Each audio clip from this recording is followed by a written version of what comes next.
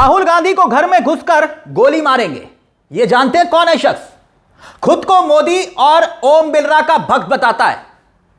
महाकाल के साथ मोदी जी की भक्ति का गुणगान करता है और कहता है कि राहुल गांधी को घर में घुसकर गोली मारूंगा। खुद को बीजेपी नेता कहने वाला। सोचिए, इस देश में अभी महज कुछ रोज पहले मोदी जी की मां को लेकर किसी ने कुछ अपशब्द कहे थे। मोदी जी का गला भर भर कर वो रोए थे। तमाम न्यूज चैनल्स, बड़ी बड़ी डिबेट्स, बड़े बड़े चैनल्स राहुल गांधी को घर में घुसकर संसद में गोली मारने की बात यह शख्स कह रहा है। अब मजाल है कोई इस पर चर्चा भी कर ले, नामुमकिन। महज कुछ चंद सेकंड का यह वीडियो है। पूरे देश में इस वक्त यह वीडियो वायरल हो रहा है, मगर अमित शाह की पुलिस, गृह मंत्रालय, हाई लेवल की जो सिक्योरिटीज, कोई सिक्योरिटी एजेंसी, किसी की तरफ से कोई अब तक रिएक्शन नहीं आया। ना पुलिस, ना गृह मंत्रालय, और एक शख्स जो है खुद को मोदी और ओम बिरला का चेला बता रहा है। जब हम ये वीडियो रिकॉर्ड कर रहे हैं तब तक कोई अब तक रिएक्शन नहीं है गृह मंत्रालय का। चंद सेकंड का ये वीडियो है। मैं इसलिए कह रहा हूं कि ये कोई ऐरा गैरा नहीं है। इसका प्रोफाइल हम आपको दिखाएंगे। मोदी जी की तस्वीर साथ में लेकर घूमने वाला यह शख्स दीवार पर लगी हुई है। देखिए तस्वीर दीवार पर लगी हुई है। कोई मजाक है क्या? नहीं। जय महाकाल बोलता है और महाकाल के साथ जय मोदी बोलता है, और फिर उसके बाद राहुल गांधी को गोली मारने की धमकी देता है। भले ही मुंह में गुटखा दिखाई देता है इसके, लेकिन यहां यह शख्स पक्का चेला है ओम बिरला का। आप कहेंगे कैसे? इन जनाब का प्रोफाइल देखेंगे ना आप तो खुद समझ जाएंगे। कह रहा है 24 घंटे में राहुल गांधी के घर में घुसकर गोली मारूंगा। सिर्फ राहुल गांधी नहीं, बल्कि वो 25 सांसदों को गोली मारने की बात कर रहा है। 24 घंटे में यह कह रहा है कि मैं गोली मारूंगा। अब यह शख्स जानता है कि अगर गिरफ्तारी भी हो गई ना, महज चंद घंटे के अंदर यह छूट जाएगा। यह सरजिल इमाम या उमर खालिद थोड़ी ना है कि 5 साल तक कोई चार्जशीट नहीं होगी, ना केस चलेगा, बस खाली जेल में रहना पड़ेगा। नहीं, ये उमर खालिद नहीं है, ना ही ये सरजिल इमाम है। अब ये बात की खुद जानता है, तभी तो ये बेखौफ होकर कह रहा है कि राहुल गांधी नहीं 25 सांसदों की हत्या की धमकी दे रहा है, 24 घंटे का अल्टीमेटम दे रहा है। सवाल यह है यहां पर कि अगर ये मोदी समर्थक या बिरला समर्थक की जगह कोई, यह सवाल बहुत महत्वपूर्ण है, जरा सोच कर देखिएगा, अगर कोई मुस्लिम होता तो क्या होता, किसी दूसरी पार्टी का होता तो क्या होता, इसका नाम अब्दुल अकरम करीम होता तो क्या होता? जरा सोच कर देखिए। एनआईए एक्टिव हो जाती। अब बकायदा यह खबर रिकॉर्ड करने तक किसी पोर्टल तक ने खबर को डाला नहीं है, किसी न्यूज एजेंसी ने खबर को डाला नहीं है। लेकिन अगर यह मुस्लिम किसी नाम का होता ना, गैर हिंदू होता, किसी दूसरी पार्टी का होता, तो यकीन मानिए कि सारे न्यूज चैनल्स के एंकर्स अब तक टेबल पर चढ़ जाते और सूत्रों के हवाले से खबर क्या चलती कि बांग्लादेश, पाकिस्तान कनेक्शन जुड़ गया होता, तार जुड़ गए होते कि बहुत बड़ा मॉड्यूल तैयार हो चुका है, इनके निशाने पर कोई और नहीं बल्कि गृह मंत्री और मोदी और सब बड़े बड़े देश के नेता हैं। ये सब ब्रेकिंग न्यूज चल रही होती। लेकिन मजाल है यहां पर कोई अब चू भी कर दे, क्योंकि गले में पट्टा देख रहे हैं ना आप किसका है, तस्वीर देख रहे हैं ना किसकी है, मोदी जी के साथ किसकी है, ओम बिरला की। सुनिए जरा पहले ये शख्स क्या कह रहा है, फिर इसके बाद इसका प्रोफाइल आपको दिखाएंगे। सुनिए जरा। जय महाकाल, जय ओम बिरला, जय नरेंद्र मोदी। जिस प्रकार से भारत की संसद में कांग्रेस के 25 सांसदों ने घुसकर और श्रीमान लोकसभा अध्यक्ष ओम बिरला से जो गाली गलौज करी है, उसकी हम सभी भारतीय जनता पार्टी के कार्यकर्ता, करनी सेना के कार्यकर्ताओं में काफी रोष भी आते हैं। दोबारा ऐसी घटना हुई तो उन सांसदों के घर में घुसकर हम तोड़फोड़ करेंगे। और मुझे लगता है कि राहुल गांधी का आदेश पर यह घटना हुई है। राहुल गांधी कान खोल कर सुन ले, अगर दोबारा ऐसी घटना हुई तो तेरे घर में घुस के हम गोली मार देंगे और इसका जिम्मेदार प्रशासन होगा। हमारा प्रशासन से निवेदन है कि 25 सांसद के ऊपर कार्रवाई होनी चाहिए। मोदी सरकार के मंत्री किरण रिजिजू जी का जो बयान आया, उसको सुनने के बाद हम लोग काफी गुस्से में हैं। अगर 24 घंटे के अंदर गिरफ्तारी होती है उन 25 सांसदों की तो ठीक है, इस सभी के हम गोलियां मारेंगे एक एक करके। ये राज सिंह आमेरा संभागीय प्रवक्ता करनी सेना का ये बयान है। चाहे मुझे जेल हो जाए, मुझे कोई दिक्कत नहीं है। जय हिंद, जय भारत। अब सोचिए इतनी हिम्मत कहां से आई होगी? जानते हैं हिम्मत कहां से आई? वो ऊपर देख रहे हैं तस्वीर, वहां से हिम्मत आई। एक तरफ स्पीकर ओम बिरला खुद हैं और दूसरी तरफ मोदी जी की तस्वीर है। कह रहा है जय महाकाल, जय मोदी, जय बिरला। भगवान से बढ़कर मानता है, यह है भक्ति।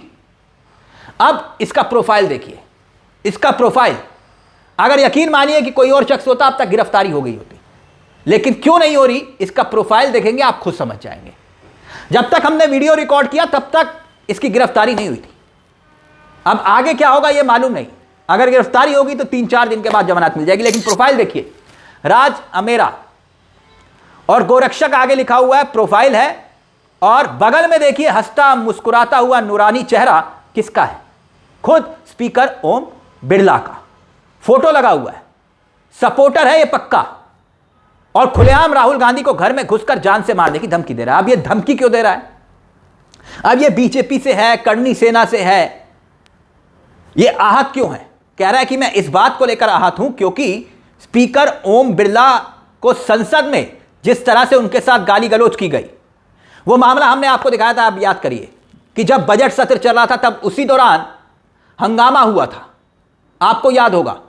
और ओम बिरला के कैबिन में घुसकर 20-25 कांग्रेस के सांसद वहां पर जो है काफी शोर शराबा हुआ था।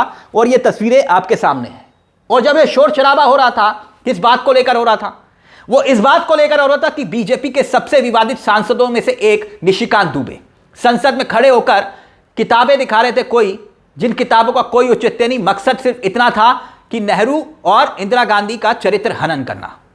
इसी की बात को, शिकायत को लेकर कांग्रेस पार्टी के सांसद स्पीकर ओम बिरला के कैबिन में पहुंचे थे। ये तस्वीरें याद होंगी आपको कि भाई राहुल गांधी को तो आप किताबें दिखाने नहीं दे रहे, किताब को कोड नहीं करने दे रहे क्योंकि वो जनरल नारवाड़े की बात कर रहे हैं।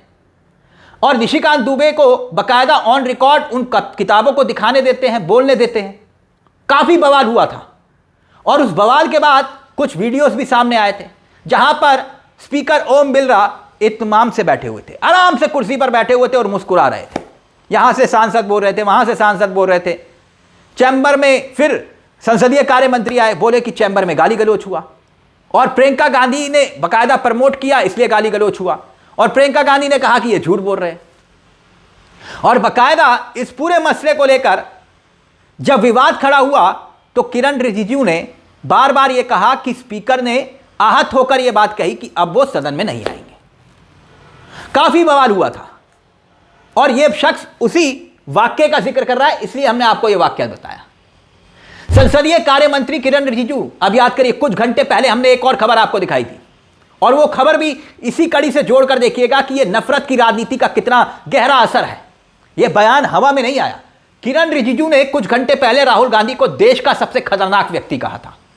यह बयान देखिए, किरण रिजिजू ने कहा कि देश का सबसे खतरनाक व्यक्ति है। क्यों राहुल गांधी खतरनाक व्यक्ति है? वो कहते हैं कि भारत विरोधियों से मिलते हैं, कट्टरपंथियों से मिलते हैं, नक्सलियों से मिलते हैं। बताइए, एलओपी को कहा जा रहा है जो संवैधानिक पद पर है, और अगर वो देश के लिए सबसे खतरनाक व्यक्ति है तो जेल में क्यों नहीं डालते हैं? और जैसे ही किरण रिजिजू ये बयान देते हैं उसके चंद घंटों के बाद ये शख्स का बयान आ जाता है। मैंने इसलिए कहा कि ये नफरत की राजनीति का एक प्रतीक है। ये शख्स ऐसे ही बयान नहीं दे रहा। जब आप किसी को उकसाते हैं तो उकसावे में इस तरह के बयान दिए जाते हैं, और यह शख्स वही कर रहा है कि ओम बिरला के चैम्बर में जाकर जो हरकत की गई यह कहा रहा है।